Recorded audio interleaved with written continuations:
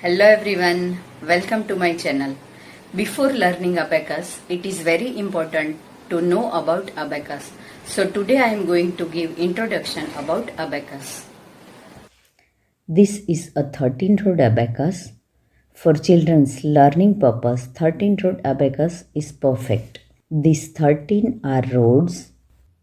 These all are beads. These are lower beads. And these are upper beads. The value of lower bead is 1 each and the value of upper bead is 5 each. This is an answer bar and here we can see 5 dots are there. Calculation must be started from middle dot. That place we can count as ones or units place. And which bead touch to the answer bar, that is the answer.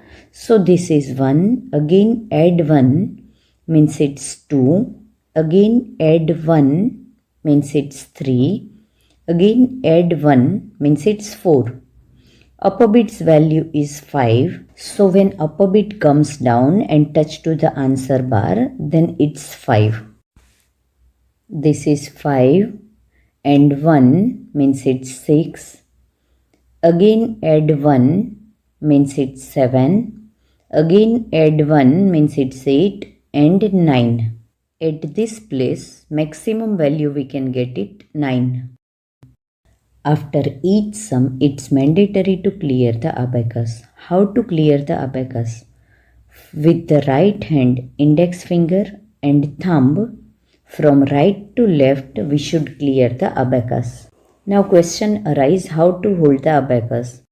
Always, abacus should be held by left hand, ring finger, tiny finger and with the help of thumb. Whether child is lefty or righty. While doing calculation, always hold the abacus and keep on flat surface or book.